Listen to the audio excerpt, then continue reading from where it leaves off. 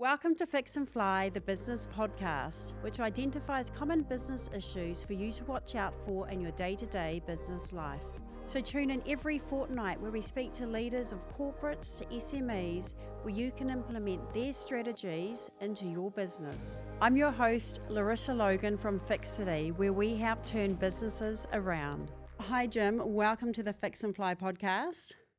Great to be here. Do you want to tell us a little bit about your journey with High Performer and trying to make the construction sector more sustainable? We've got a few things we do at High Performer. So one of the big things is it's all about innovation and building better, and that's why we exist. So we showcase and advocate for innovation in the building industry. That's the sort of mission statement, the elevator pitch. We started out 10 years ago, and it was founded by Lester Haycock and Tim Haycock. And we've got 25 suppliers who we work with to promote their products, but the bigger picture is to do better. And we believe that the construction industry is a little bit broken, but there's a lot of good people out there trying to do better, and we want to support those people. So what is the number one problem in the construction sector that High Performer is trying to change? We haven't changed much in the building industry. There's an American guy who once said the only thing that's changed is we invented the nail gun. And I think what we're seeing is there's a lot of innovation, a lot of ways to do things better, but we're slow to embrace it, and we tend to build timber-framed houses. We tend to build it the same way we've always done it. That's not cost-effective in a lot of cases, and it's not always in the best interests of the end user. We want to support our industry, but we're just about as much as supporting the end user, the people like you who own a house or want to build a house or want to renovate a house. And we want to make sure that they understand the options, the ways to do it better, smarter, better use of energy, less waste, e.g. the sustainability story. We're advocating and basically supporting the people who do that. That's amazing. So innovation is costly. No. Innovation's not costly? No. So businesses coming up with new technology, so it's cheap? Is that what you're saying? I think innovation happens every day, and that's a Kiwi thing, right? The number 8 fencing wire approach. You know, and we've got great examples in New Zealand of companies that are innovative, like we support in smart switchboards from Basis, $50 million startup. They're one of our partners. That product will cost you more to put into your house, but it'll save you anywhere from up to $1,500 a year in your operating cost, for your energy cost, and it'll make your house safer. So in that case, it's capital cost more, but you'll get, in 10 years, you'll be making $1,500, $500 every year. That's going in your pocket. So innovation doesn't have to be expensive. It's just sometimes innovation is just about doing things better. I think most builders do want to be innovative, and most architects want to be too. They want to be innovative, and sometimes it comes back to, oh, well, let's not reinvent the wheel. Let's be conservative. And I think we have to change that paradigm a little bit.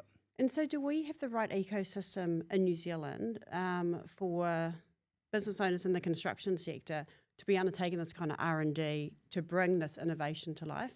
No, well, as you know, the government doesn't really support innovation. And to be honest, that's probably not their job. You know, the best ideas, you know, the Gallagher electric fence, you know, yeah. A guy invented that. He didn't wait for the government to send him a cheque. That's a great Waikato story. Of course, yeah. I know where you're from. Innovation often comes in the shower, people thinking about something and think, hey, we're going to do this better. So that's really important to us to get people to think like that. Where we struggle, I think, is the consent process, and the national government's trying to change the RMA and all those things because it takes too long to consent a house. If you have a new product that comes along, and it's been used in Europe or Asia, or we can't use that. You have to get brands testing. You have to do all these things to slow down innovation. And sometimes it's a good thing. You know, don't get me wrong. You know, we had leaky homes problems, right? Because we didn't follow the right rules. So there's got to be a balance. I think we have to embrace innovation, and it has to be part of the conversation, but not innovation for innovation's sake. It has to be because we're going to get a better building or better anything. I think the government and the councils can do more. the new government has actually changed a few things recently, where we had this granny fat thing, which was to help builders build more houses. They had to meet the standard, but they didn't have to get consents. But when we worked through the legislation with the government and a lot of the industry groups, we found it, we still wanted to have robust controls over what we build, but we also want to make sure that we can build quickly and also keep people employed. So, and already, and since January to now, we've already seen changes in the granny flat legislation to bring in more innovative products. So, there are good things happening, but we just like it faster. So what are some of the coolest innovative tools, techniques, items you have seen on the market recently? Yeah, I've already talked about the Spacer switchboard. I think that's a great product because it's making your house safer. You've got children. It'll help you save money. It also keeps the energy companies honest, because after 30 days, you put in a smart switchboard. After 30 days, it'll tell you, hey, Jim, you're with Genesis. If you change to Octopus, you would save yourself $600 a year. Oh my God, I need that now. I know. So I'm just installing one. I love that product, but it also makes your house safer. They tell a great story about somebody sitting in the spa with a glass of champagne and the spa kept popping off on the contactor. Now, on the old switchboard, nothing happened. But with the new one, it switched itself off. So they got the electrician in and they had corrosion on the wiring. Could have electrocuted their family. Therefore, 2 kids in the spa, all having a drink, carrying on with mum and dad. It was great stuff, and they could have killed themselves. And saved them their energy cost savings on running the spa more efficiently was $1,700 a year. Great story. So that is a New Zealand company, funded in New Zealand, $50 million invested so far, and you heard it here first. They will go global, and what we don't want is some big corporate to buy them out, and then we don't keep it in New Zealand. But that's probably what will happen, because that's what always seems to happen. But that's a cool product. That's such a cool Kiwi story too, right? Yeah. And we need more of these stories. Yeah. But $50 million, that's expensive. Where are we going to get the investment from to drive this innovation? They used venture capital. The 2 guys who funded it, one was an electrician, probably wired your house, and one was a finance guy, really cool guy. And they went to the market, they sold their dream, and they have had Kiwis support them to innovate. And they've invested I think it's over 50 million now. The last tranche I think they got was another few million, because it's a massive job. They want to go global. The product looks like something that Steve Jobs would have designed, because it's a cool looking switchboard as well. My switchboard in my old house is horrible. It looks disgusting. And so I want to have a cool one as well, But these guys have invested in also how it looks, how it works, future-proofs your house if you add EV in later on. Again, we build a house, we can't all afford solar. We can't afford a battery. So with a basis product, for example, you can put the solar on later. It's already connected. It's all ready to go. And then you can add, as you add your EV in, it's all ready to go. You don't have to get an electrician back in and do all that extra work. So there's some really cool stuff happening out there. You were just talking about it before we went on here. Oh, but I don't want to get sick. It's that time of the year. The Japanese invented a product which no one knows about called Nano X. And basically it's in your air conditioner, and we've got one over there. And it 99% chance of you not getting sick. It costs you an extra $100, $200 to be on your air conditioner, and you won't get sick. Everyone should have one. Yeah, mate. Yeah, come and work for us. We need to tell that story. We see that it's frustrating because property people, they're trying to build cost effectively. And of course, they're building 10 houses, and an extra $200 is $2,000 that comes out of their margin potentially. Yep. But it's the right thing to do. So we've got developers say, okay, we're going to pay the extra. It's a bit like the basis switchboard. They'll pay extra to put it in because it's adding to the cost of the house, but the long-term benefits for Kiwis is it'll save you money every year. You're a solo mum, you've bought an affordable house, save you $1,000 a year after you've paid 2.5 years, say, to pay it off, and then after that, you're saving the money. And I think that's the challenge, right? Like, I'm seeing a lot of developers in my line of work with Fixity. Margin is tight already. Yep. They are really having to juggle, and with increased fuel prices and inflation and wage costs and everything else, they're really having to juggle what do I need to include in this development to make it viable? Yeah. Some of that stuff just gets crossed off because they can't afford it. It doesn't, the numbers don't work. It's interesting because I think developers and architects, when they're designing houses, they have the best intentions. They really got a great conscience and a great purpose in why they design houses. And they have the same problems. They'll say, we'll design some of the stuff in, and of course, we want to get to that magic number, say a $650,000 home. That's affordable. People can buy those. What do you leave out so you can make a margin as a builder? The architect makes some money out of designing it, all those things, and that is tricky. But I'd say to those people, work on your marketing as well, because I think most customers and banks will lend you money if it's green, and it doesn't have to be silly green. We're not putting a kauri tree in the middle of your lounge, but what we have to do is design green elements and passive, obviously well-insulated houses, all those things, and developers have to sell. If you're putting in a Nano X Panasonic air conditioner, tell the client that you're getting something extra, and then your development will stand out from the other 650,000 affordable home.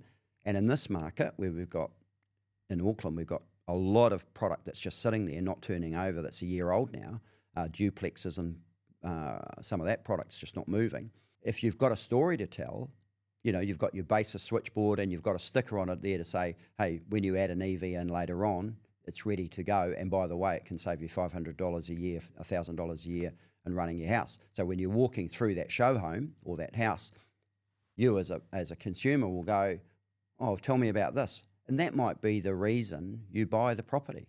So tell us about the hub. I was down there a few days ago. It's pretty awesome. Good coffee. Yeah, great coffee. And just really cool to see what a house is made up of. Yeah. That's exactly why we exist. The showcase, people come in, it's a relaxed environment.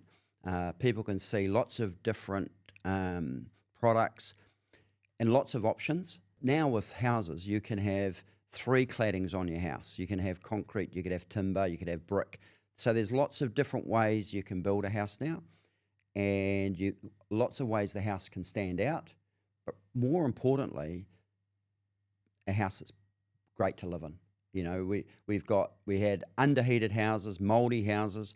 Now the government changed the rules, and we've got better insulation, and we did H1 or we improved insulation to improve the quality of the environment you were living in. And we've done that. Now we've got some overheating issues. We didn't have that problem in Auckland last year because of the weather, but we are seeing that where we've insulated the houses so well and made them airtight. Now, if they're not air conditioned or got makeup air coming in or good ventilation, we're overheating houses. So what we do at the hub is we have those conversations, and we are independent, even though we're funded by the industry. We're not funded by government, we're funded by people who care, like Panasonic, Metalcraft, those sort of companies who invest in us to tell their stories, but always knowing that we'll always be honest, and we'll always say, and we try and have, I think we do, we have the best in class in all of those products in there. We believe that the best product for residential and commercial properties. And it's a great experience. We do lots of events, 3 events a week probably, and we're constantly showcasing innovation and how to build better mostly to the industry, because we have to educate them, and in some cases to the public. But it's mostly educating architects, engineers, developers, builders. That's our sweet spot. So what type of uptake have you seen through this education process? Yep. And I mean, is that ongoing, I'm guessing? It never stops. Yeah, it's continuous. So we're the continuous improvement guys. That's why we exist. And we're constantly looking at ways to do things. I mean, I just was sent a guy reached out to me on LinkedIn today and said, hey, I've got a product that will mark out on a concrete slab where all the walls go, where all the surfaces go. And I thought, oh, genius, right? And I'd never heard of it. And it got this smart, innovative guy, New Zealander, based somewhere in Auckland. And I just thought, cool, I've got to get you in and let's have a chat. So that's what we do. And we're also pushing our partners. We're saying to them, don't take the easy option and sell the products that aren't necessarily the best for the consumer, because you're under pressure to build cheaper. And in this market, exactly what you said before, builders are trying to build to price points. They're under pressure. We've got this huge energy cost thing happening now, so everybody's margins are being squeezed. In our case, we're saying to them, you have to, in some cases, pass these costs on. We have to build better. And so we're always looking at ways to build smarter, more cost effectively, and also life cycle costing. Further down the track, if we put that product in, is it in the best interest of my mum who bought that house? Did we do the right thing by her 10 years on? You know, we've got global warming, we've got flooding. We know houses today have to be built different than we did when we were growing up. We just had a sustainability seminar, for example. We do energy seminars because the world we live in is changing, and we all have to accept that, and we have to build to think of 10 years, 15 years, 20 years. Our industry sometimes gets quite short-sighted. You know, I always talk about cedar. Cedar is, I think, a bad building product because you have to recoat it every 2 to 5 years. Lots of maintenance cost, and that can be $10,000 to recoat your house. Now, if you, as a consumer, love the look of black cedar on your house, and you know that you're going to have ongoing maintenance costs, and you say, I don't care, I love that. I love maintenance, no. No one Never. does. But you might say, I'm prepared to spend, it's like I've got a 3 metre high hedge. It costs me $800 to cut my hedge every 6 months. I'm not cutting down that hedge because I'm happy with that hedge. It's a great sound deadener on my house, all those things, and I love it. So I pay the extra costs. But if we don't tell the consumer that there's extra costs associated with not putting the right products in, I don't think we're doing our job properly, and that's architects, builders, developers, engineers. And so you do advocacy for those businesses that are showcased and the industry generally. And the industry. Yeah. And so what are some of the things that you're working on at the moment that you're hoping to get pushed through? We've had a win, not just us, but the industry, with the granny flat situation where there were certain building products you couldn't use because the way they worded the legislation, it said that it had to be either steel framing or timber framing, which sort of made sense because you wanted people who knew the products that would typically be used in a granny flat. The problem with that is it sort of ruled out modular builds, which are faster, more cost effective. People like HouseMe who build 500 houses a year, you actually ruled them out because they used a modular system that didn't quite fit in the legislation. Now, the legislation was done with good intent, but it missed the mark a little bit. Hats off to Chris Pink and National. They listened, and that legislation came in January. They changed the legislation this month so that those products could be used. That's great. That's fast moving, right? And that's what we need. Fast more. as I've ever seen. Yeah, exactly. So, and I think, and it was interesting, and it was the industry didn't get angry. We just got active, and we were part of it. Our partners were part of it, and we didn't go through the traditional sources. It was really direct. Chris Pink, the minister, said, look, I think you've made a mistake. And he admitted it on our podcast. Here's a plug, Building Pulse, our podcast. And we had him on, and we asked him the question. He said, look, Jim, it was just the way we wanted to fast track the insulation, the legislation. And so I think that's a great outcome. So at the moment, the next thing we're really pushing on is sustainability, waste on building sites, and energy and electrification of New Zealand. Gas is no more. It's too expensive. I don't know. Do you have gas at home? No. Horrifying number when you have to pay the bill. And it's just going one way. I think last year electricity went up 12%. Consumer said this year it'll go up 5%. And so we're lobbying for using smart electrical like basis, like Panasonic, good insulation so you don't have to put as much energy into the house, and water pumps In Australia, there's 100,000 hot water pumps, CO2 water pumps, that using air conditioning saves you 80% of your energy bill is in your water and heating. So one of the ways the national government or Labor government or whatever government can do to help consumers long term is to incentivise good appliances and good smart utilisation of electricity.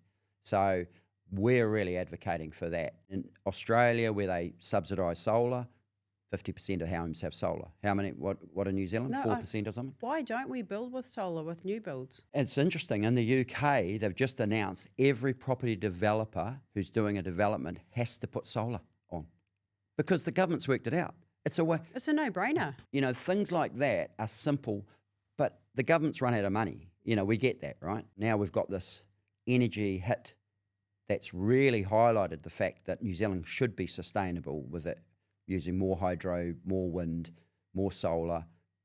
We haven't incentivised it, so property developers have gone, I'm not going to put it on because you want me to build for 650,000, Jim. Solar will add 7,000, but in Australia, the UK, the USA, they subsidise that. It's much cheaper, isn't it? Well, exactly, and it's long term. It's good for the household who has cheaper energy costs for the next 20 years. And solar, you know, used to be, will only last 20 years. There's solar panels out there 25 years old. And that technology is improving. Solar panels are cheaper now. They're $103 a panel. You know, batteries are a lot cheaper. So you get your payback in around 7 years. When you come to sell a house which has got a solar and a battery on, do you think you're going to get a better price for it? Exactly. I do. If we're really smart, we can help everybody in New Zealand. And I mean, you know, I live in a good part of Auckland, but if I've got solar in a bad part of Auckland or a poorer part of Auckland, that's going to mean their energy costs and their rentals are going to be cheaper for the next 25 years, aren't they? I know. So it's good for everybody. The bigger picture is we're building a better New Zealand because we've got better energy utilisation. We're using the sun that's already there. We're not going to spend $20 billion on building a gas farm that, as we now see now, is a bit of a problem, isn't it? Where if we'd spent $20 billion on solar, I think the Green Council said if you'd spent $1.5 billion, we would have put solar and batteries on 180,000 homes in New Zealand. Amazing. So, you know, but we don't listen to them because they're the Green Council and we all sort of think, oh, well, you know, they're tree huggers. Well, actually what they're saying is really on the money. They're bang on. Yeah, well, I was just about to ask you, what was your one hope for the construction sector? We stopped the war. That's because we were going forward. January, February, and you must have seen it. There was more optimism from your clients. Oh, absolutely. And it's fallen over. Margins are pushed. Everyone's pushing through price increases, and these business owners don't know, do I absorb this cost or do I pass it on? You can't absorb it. You'll go broke. So we have to pass it on. So it's going to be inflationary. What happens when we get inflation? Interest rates go up. This is crazy, right? And you asked me what I'd like to see in 2027. One of the things I'd like the government to do is take the excise tax off, just for the period.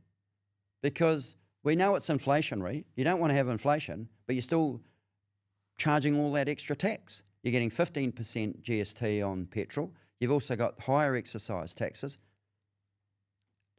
Take it off while the war's on. Put it straight back on as soon as it finishes. No one will have a problem. But that will bring the price of, you know, what are we at, $3.50 a litre or something? Probably bring it down to $3. And the Australians have already done it. They've already reduced the excise tax. And, you know, we're smarter than the Australians. So let's do it.